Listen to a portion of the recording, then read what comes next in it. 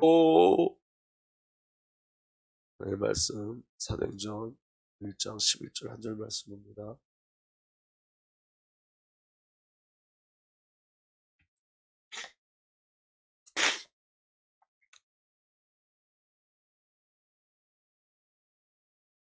사도행전 1장 11절 말씀 함께 보겠습니다. 시작. 이르되 갈릴 사람들아 어찌하여 서서 하늘을 쳐다보느냐. 너희 가운데서 하늘을 올려주신 예수는 하늘로 가심을 본 그대로 오시리라 하였느니라. 네. 살아계신 하나님, 오늘도 주의 성령으로 역사하여 주시고 이 새벽에 우리에게 말씀하여 주시며 말씀의 영과 생명의 비밀로 우리 안에 누려지게 하여 주옵소서. 성령께서 친히 말씀하여 주시고 성령께서 우리에게 믿음을 주시고 성령께서 우리를 가르쳐 주셔서 우리가 그 아버지 하나님 나라의 그 비밀 가운데 온전히 들어가 설 수 있도록 은혜를 허락하여 주옵소서. 우리 주님 예수 그리스도 이름으로 기도하옵나이다. 오늘은 사도행전의 삶 우리가 확인하기 원하는데, 여러분, 사도행전의 삶은 예수 그리스도께서 다시 오시겠다는 약속과 모든 민족과 땅끝까지 가라는 명령 안에서 주어진 삶이에요. 그렇기 때문에 여러분, 예수님이 너희가 왜 하늘을 쳐다보고 있느냐, 하늘 올라가신 예수님이 그대로 오실 것이라는 그 약속이 그들에게 다른 것으로 그 약속이 그들에게 다른 의미로 전달된 게 아니라 모든 민족과 땅끝으로 가라는 명령으로 주어진 거야. 다시 오심이. 자, 여러분, 우리는 오늘도 예수 그리스도의 다시 오심을 간절히 기다리고 소망하는 삶을 사는데, 그 예수 그리스도가 다시 오심을 기다리고 소망하는 삶은 반드시 모든 민족과 땅끝으로 연결된 줄 믿으시기 바랍니다. 왜냐하면 모든 민족에게 복음이 증거된 후에 우리 주 예수 그리스도께서 오시기 때문에 그래요. 그래서 여러분, 예수 그리스도께서 저와 여러분들에게 약속하신 성령을 부어주심도 그 약속하신 성령으로 말미암아 이제 더 이상 우리가 우리를 목적으로 사는 것이 아니라 그리스도의 삶을 살게 하기 위한 하나님의 절대적인 은혜였던 거예요. 성령은 그리스도의 영이에요. 그리스도의 영이 우리 안에 오셨다는 것은 이제 저와 여러분들이 그리스도와 연합이 되어져서 저와 여러분들의 삶을 사는 것이 아니라 그리스도의 삶을 살게 하기 위해서 그러는 거예요. 성령이 오신 이유도 그리스도의 삶, 사도행전의 삶, 복음이 증거되는 삶을 살게 하기 위한 하나님의 절대적인 은혜인 줄 믿으시길 바랍니다. 자, 여러분, 우리가 이 마지막 시대에 살면서 우리가 하나님 말씀에 반응하고 예수님이 다시 오심에 대해서 반응하면 우리에게 반드시 일어나는 게 있어요. 그 일어나는 게 뭐냐면 삶의 전환이에요. 삶의 전환. 여러분, 우리가 그리스도의 비밀을 깨닫고 이 땅에 예수 그리스도의 다시 오심을 기대하고 우리가 하나님 말씀에 반응하기 시작되어지면 그 다음에 반드시 삶의 전환이 와요. 어떤 삶의 전환이 오냐면 나를 목적하던 삶이 그리스도가 목적되는 삶을 살아요. 땅을 목적하는 삶이 하나님 나라를 바라보게 되어져요. 오늘 저와 여러분들에게 그 은혜가 반드시 필요해요. 그 비밀 가운데 들어가기 위해서 축복합니다. 그래서 그리고 삶의 전환이 일어나고 그 다음에 생각의 전환이 일어나요. 마음의 전환이 일어나요. 그래서 여러분, 결코 나를 목적하지 않습니다. 주의 은혜가 저와 여러분들을 덮길 예수로서 축복합니다. 그래서 첫 번째 사도행전의 삶은 예수 그리스도와 동일한 삶을 살게 하시는 거예요. 자, 여러분, 우리가 주일날 말씀을 나눴지만 누가복음과 사도행전은 누가 기록한 거라 그랬죠?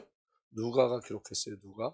누가가 기록할 때 하나님께서 어떤 의도를 주셨어요. 누가복음과 사도행전을 기록하게 하신 하나님께서 누가에게 주신 성령의 감동이 있는데, 그 성령의 감동이 뭐냐면 너희도 예수와 동일한 삶을 살아야 된다는 거예요.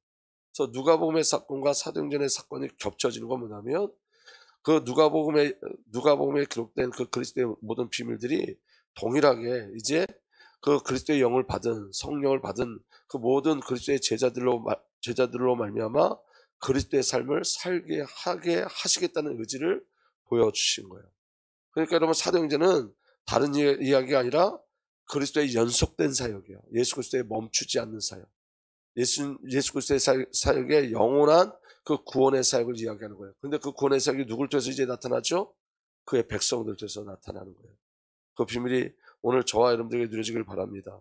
자, 여러분, 누가복음의 시작은 세례 요한과 예수 그리스도의 출생에 대해서 이야기합니다. 그리고 예수 그리스도를 기다리죠. 사도행전은 뭐냐면 성령 하나님을 기다려요. 그리고 누가복음은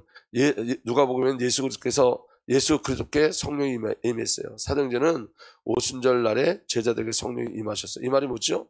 예수님과 동일한 삶을 살게 하시겠다는 거예요. 예수님께 성령이 임하심으로 말미암아 공생애가 시작되어졌어요. 여러분, 제자들에게 성령이 임함으로 말미암아 주님이 가셨던 그 길을 동일하게 가는 거예요. 복음을 증거하고 하나님 나라의 비밀을 가게 하시는 거예요. 누가복음에는 성령을 받으신 예수 그리스도께서 마귀의 시험을 받으셨죠. 그리고 승리하셨어요. 사도행전은 똑같이 제자들이 시험 받아요. 핍박을 받아요. 그런데 여러분, 그 제자들의 고백이 뭐냐면 우리가 하나님 앞에 서겠느냐, 너희 앞에서 사람 앞에 서겠느냐. 그들이 여러분 그 핍박 속에서도 그 사단의 공격 속에서도 승리해요. 그들이 기도하기 시작해요. 그래서 그리스도의 승리가 그들의 승리가 되어져요. 예수님이 승리한 것처럼 그들도 핍박 속에서 승리해요. 그리고 누가복음엔 시험을 통과하신 예수 그리스도께서 직접 가르치고 치료하시고 제자들을 부르셨죠. 여러분, 사도행전은 그리스도의 제자인 사도들이, 제자들이 주님의 말씀, 하나님 나라에 대해서, 복음에 대해서 가르치고 그리스도 예수의 이름으로 치유하고 교회의 비밀을 누리게 해요. 여러분, 그리스도의 사역이 그대로 누구에게 전가되어 있는 거죠? 제자들에게 그대로 전가되어져 있어요. 이 말은 무슨 말이냐면 저와 여러분들도 그렇게 동일하게 살아내게 하시겠다는 하나님의 의지가 우리에게 있는 거예요. 오늘 저와 여러분들도 그리스도의 삶 그대로 따라가는 거예요. 아멘. 누가복음에 예수 그리스도께서 믿음의 백부장을 만나셨죠. 사도행전에도 베드로가 믿음의 백부장 고넬료를 만났어요. 동일한 역사가 우리에게 일어날 줄 믿으시길 바랍니다.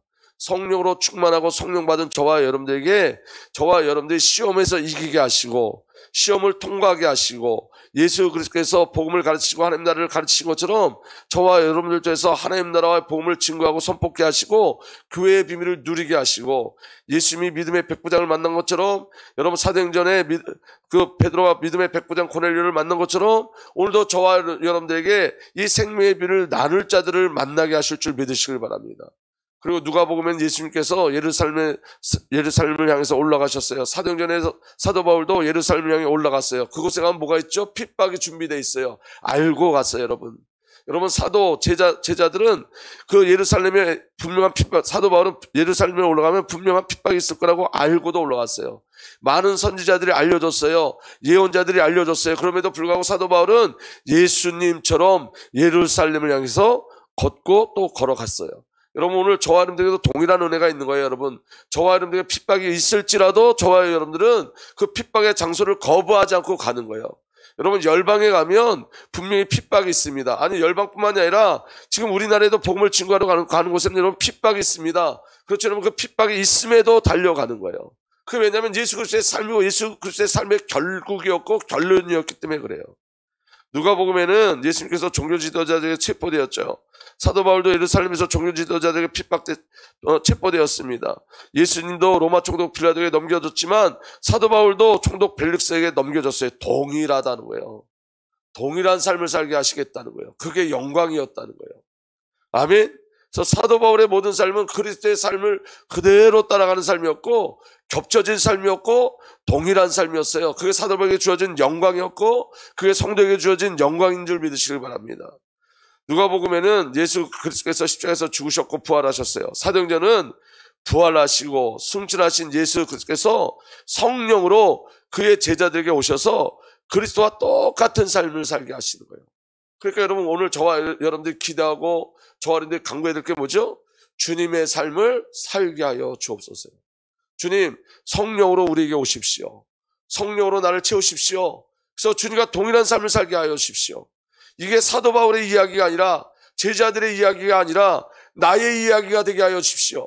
예수 그리스도의 그 영적인 스토리가 내 안에도 일어나게 하여 주십시오. 이게 그리스도의 스토리가 아니라 나의 스토리가 되게 하여 주십시오. 우리는 분명히 간구하셔야 돼요. 오늘 하나님의 의지와 의도는 어디 있습니까? 저와 여러분들이 예수와 동일한 삶을 사는 것에 하나님의 의지가 있고 하나님의 의도가 있어요. 그래서 저와 여러분들을 부르셨어요. 성령을 우리에게 부어주신 목적이 뭐죠? 저와 여러분들이 그리스도와 동일한 삶을 살게 하시겠다는 하나님의 의도와 경륜이 그 안에 숨겨져 있는 거예요. 이제는 저와 여러분들이 순종하셔야 돼요. 구하셔야 돼요. 그 응답과 그 은혜가 저와 여러분들에게 누려지길 예수로 축복합니다. 그래서 여러분, 누가복음에 예수 그리스도의 삶을 사도행전의 교회와 성도가 그대로 산 거예요. 여러분, 교회로 부름받았다는 것은, 성도로 부름받았다는 것은 예수의 삶을 살아가는 거예요. 그래서 여러분, 우리 날마다 간절히 구하고 기도할 게 있어요. 그게 바로 뭐냐면 예수의 영, 성령으로 충만케 하여 주옵소서요. 우리가 여러분 우리의 의지로 예수를 따라갈 수 없음을 기억하셔야 돼요. 성령이 우리 안에 오셔야 돼요. 성령이 우리의 생각과 마음을 주장하셔야 돼요. 성령이 이 구원의 기쁨과 구원의 감격을 우리에 넘치게 하셔야 돼요. 여러분, 성령께서 이 복음이 증거되는 것이 얼마나 크고 놀라운 비밀인지 알게 해주셔야 돼요. 성령께서 저와 여러분의 삶의 목적지와 간역이 그리스도와 전도와 선교와 후대임을 알게 하셔야 돼요. 성령의 충만함을 구하셔야 돼요. 우리의 열심으로 불가능해요, 여러분. 그래서 여러분, 예수님께서 뭐라고 말씀하신 거예요? 이 성에 거하라. 언제까지? 성령이 임하실 때까지. 여러분, 전도와 선교는 조급해서 되는 일이 아니에요. 전도와 선교는 여러분 성령으로 충만함을 받아야 돼요. 여러분, 전도와 선교 이전에 저와 여러분들이 먼저 승리할 게 있는데, 그 먼저 승리할 게 바로 뭐냐면 예배의 비밀이에요. 예배는 여러분 하나님과 깊이 교제하고 하나님과 깊이 교통하는 거예요. 전도와 선교 이전에 여러분 예배가 먼저 회복돼야 돼요. 영적인 예배가 저와 여러분들이 먼저 회복돼야 돼요.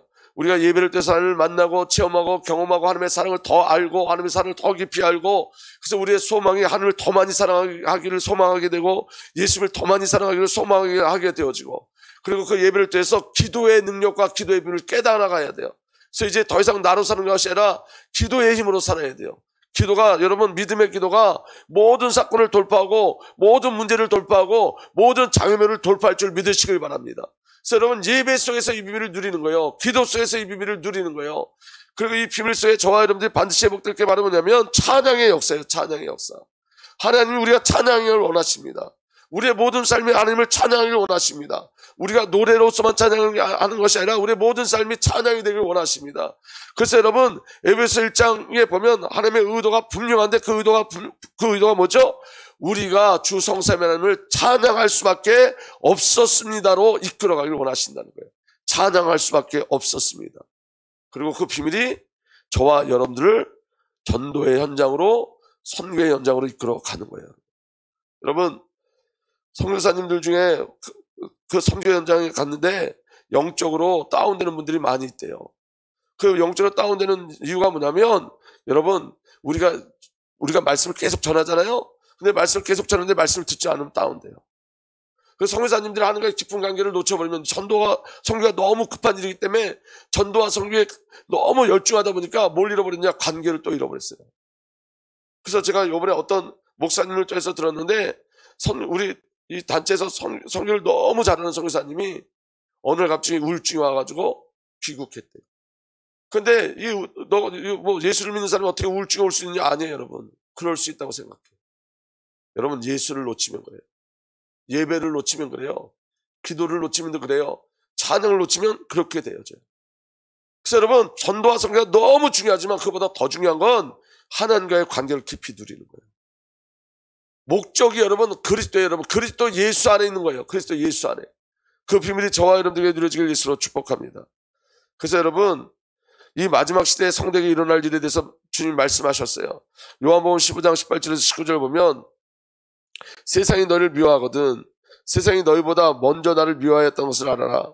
너희가 세상에 속하여 있다면 세상이 너희를 자기 것으로 여겨 사랑할 것이다. 그러나 너희는 세상에 속하지 않았고 오히려 내가 너희를 세상에 가려 뽑아냈으므로 세상이 너를 미워하는 것이다. 여러분, 정상적인 신앙은 세상에서 미움을 당해요. 아멘. 여러분, 분명히 아셔야 돼요. 우리가 여러분, 기독교인들이 행위를 잘 아름답게 해서 저와 여러분의 행위를 너무너무 아름답게 하고 솔선모범이 되어지고, 그래도 여러분, 우리 안에 예수의 생명이 있으면 세상은 우리를 거부해요. 왜냐하면 여러분, 이 땅은 누가 지금 장악하고 있는 거죠? 사탄이 장악하고 있어요. 그러니까 여러분, 어떤 행위로 사람들을 감동시켜 복음을 증거할 수는 없어요, 여러분. 복음은 여러분, 저와 여러분들이 핍박당하는 그 가운데서 복음이 증거되어지는 거예요. 세상과 다르기 때문에, 세상이 구하는 것과 저와 여러분들이 구하는 것은 틀리기 때문에, 세상이 추구하는 것과 우리가 추구하는 건 전혀 반대적인 거기 때문에 세상에서 미움을 당할 수밖에 없어요. 그래서 여러분, 복음을 가진 자는 여러분, 복음이 없는 가문 속에서는 그 복음 때문에 가문에서도 핍박받고 자녀에게도 핍박받고 남편에게도 핍박받는 게 당연한 거예요. 영적인 비밀이 저와 여러분들에게 누려지길 바랍니다. 마태복음 5장 11절에서 12절에 너희가 나 때문에 모욕을 당하고 박해를 받고 터무니없는 말로 온갖 비난을 받으면 복이 있다. 왜 복이 있다는 거예요? 우리가 예수 믿는 잘하는 증거가 뭐냐면 모욕과 박해와 터무니없는 말로 온갖 비난을 받게 돼 있어요. 이게 예수를 믿는 자의 증거인 거예요. 너희는 기뻐하고 즐거워하여라. 하늘에 받을 너희 상이 크기 때문이다. 너희보다 먼저 온 예언자들도 이와 같이 박해를 받았다. 여러분, 예수 앞에 선다는 건 뭘 각오하는 거예요? 핍박을 각오하는 거예요.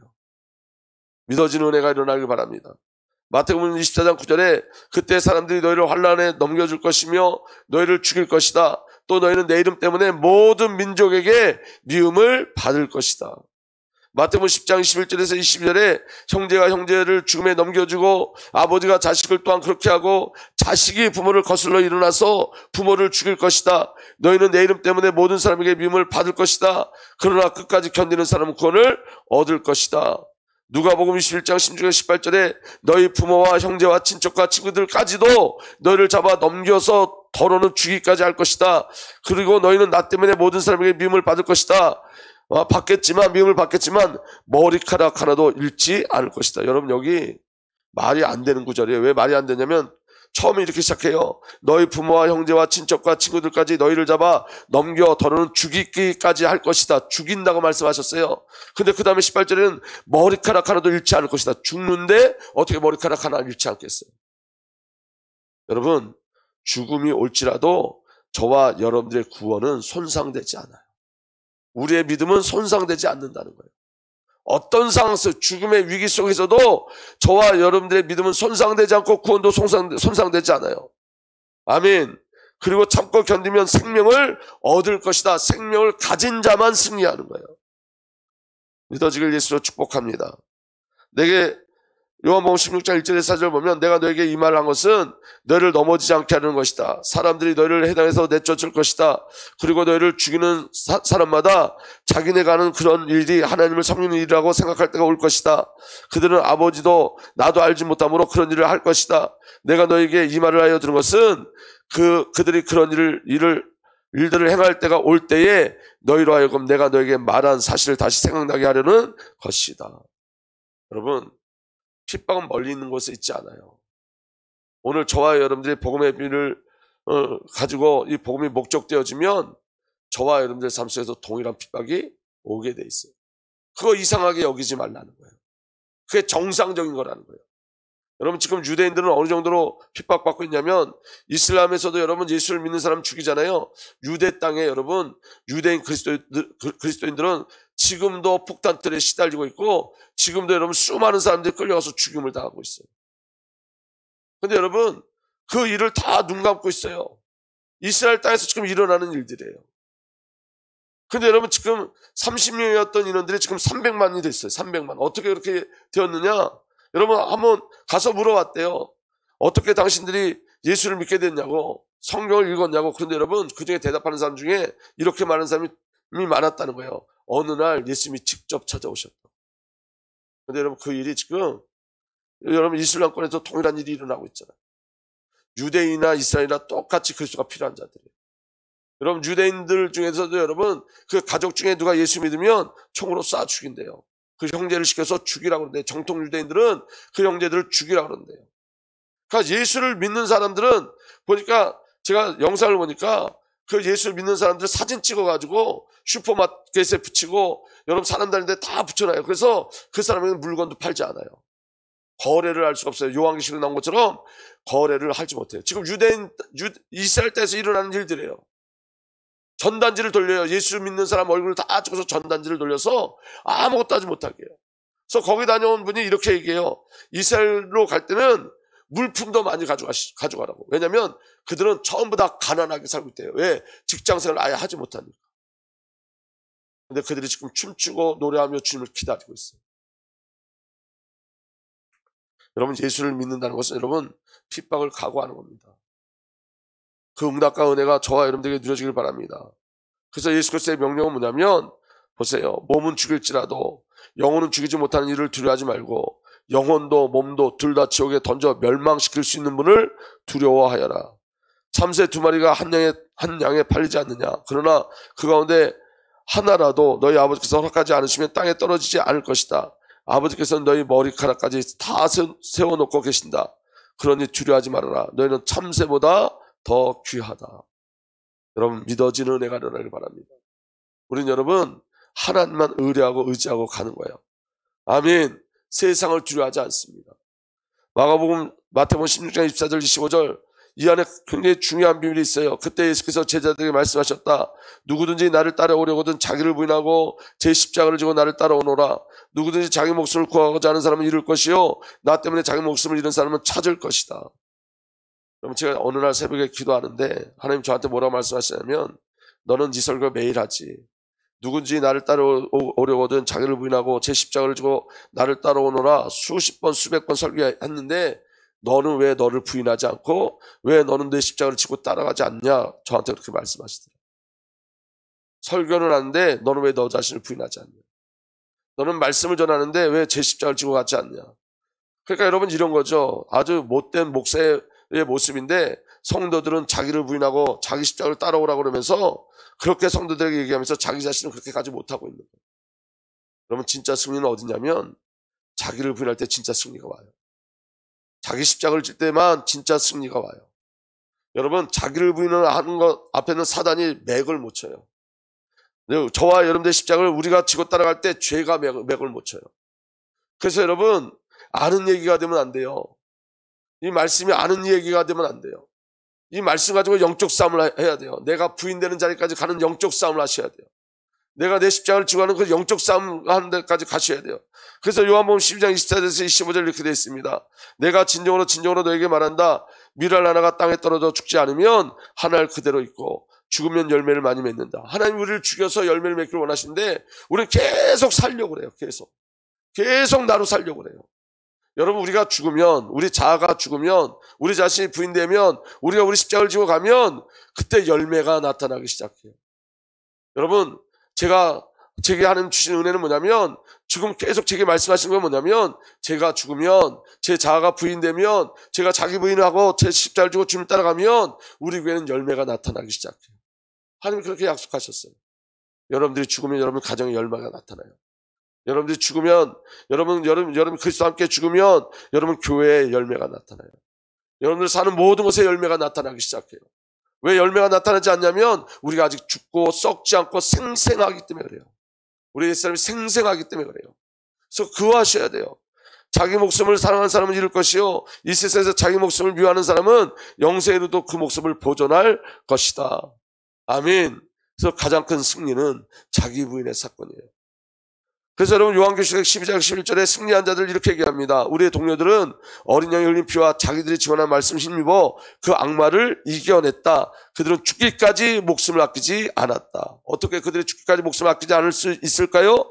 어린 양의 흘린 피와 자기들이 증언한 말씀을 힘입어 예수 그리스도의 십자가와 말씀을 힘입어 그들이 죽기까지 목숨을 아끼지 않을 수 있었던 거예요. 십자가 사건이 우리 사건 되길 바랍니다. 우리의 말씀 되길 예수로 축복합니다. 그래서 여러분 이제 우리도 순교를 준비하셔야 돼요.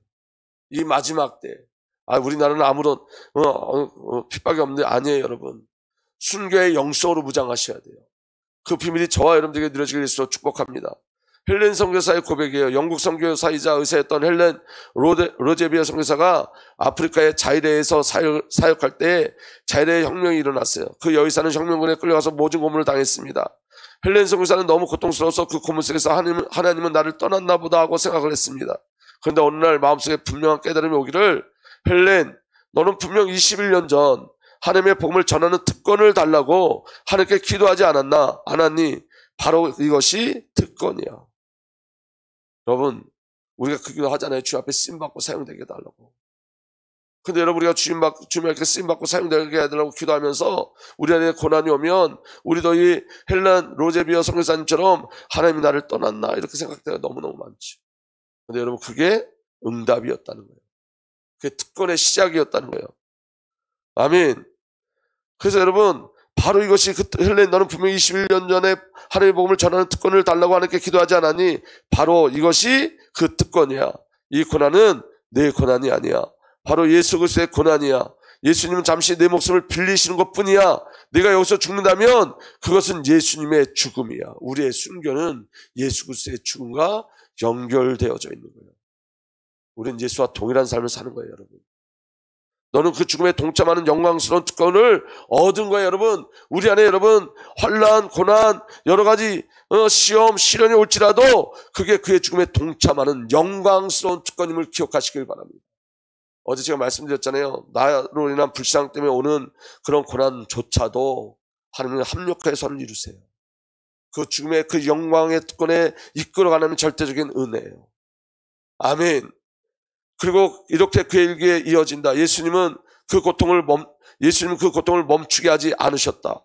예수님은 그들의 잔인함과 그들의 악함을 조금 더 말려주지 않으셨다. 여전히 아팠고 여전히 두려웠고 여전히 고통에 미칠 것만 같았다. 그러나 그러한 깨달음이 온 후에 나는 달라졌다. 이제 그 고통은 예수님 안에서 예수님을 위해서 예수님과 함께하는 고통이었다. 나는 그 영광스러운 특권을 누리고 있는 것이다. 나는 이 십자가의 삶, 순교자의 삶이 하나님 나라의 완성의 방법으로 쓰여진다는 감격에 나는 잘 참아낼 수 있었다. 그리고 그 헬렌 선교사는 순교하셨어요. 여러분, 구하셔야 돼요. 우리는 연약하고 부족하지만 성령이 우리에게 오시면 우리도 예수와 동일한 삶을 삽니다. 우리가 아직도 자기 자신을 부인하지 못하고 자기 십자가를 가지고 주님 앞에 나가지 못하는 모습이 우리에게 있지만 결국은 그렇게 만드시겠다는 하나님의 의지가 우리에게 있어요. 그래서 여러분 구하셔야 돼요. 성령을 구하셔야 되고 그리스도와 동일한 삶을 살게 해달라고 구하셔야 돼요. 우리는 어린아이 같고 믿음이 없어야 하지만 주님이 우리를 택하셨고 주님이 그 일을 우리에게 맡겨주셨어요. 주님이 그 길을 가게 하실 거예요. 예수 때문에 여러분 어려움이 온다 할지라도 신앙생활에 어려움이 온다 하더라도 여러분 흔들 수 없는 건 저와 여러분을 넘어뜨릴 수 있는 것은 이 땅에 아무것도 없다는 거예요. 주님이 우리를 부르실 때 그 부르신 그 계획대로 작정대로 주의 성령께서 우리 안에 섭리하셔서 결국은 저와 여러분들이 예수와 동일한 삶을 살게 될 줄 믿으시길 바랍니다. 그래서 오늘부터 여러분들과 저는 사도행전의 삶을 살기 시작하는 거예요. 그리고 그 삶을 구하시기를 예수님으로 축복합니다. 아버지 하나님, 오늘도 주의 성령으로 역사하여 주십시오. 예수와 동일한 삶을 살게 하십시오. 사도행전의 삶이 오늘부터 시작되게 하여 주십시오. 그래서 우리를 통해서 하나님 나라가 수많은 영혼들이 돌이켜 돌아오는 은혜를 보게 하여 주옵소서. 우리 주님 예수 그리스도 이름으로 기도하옵나이다.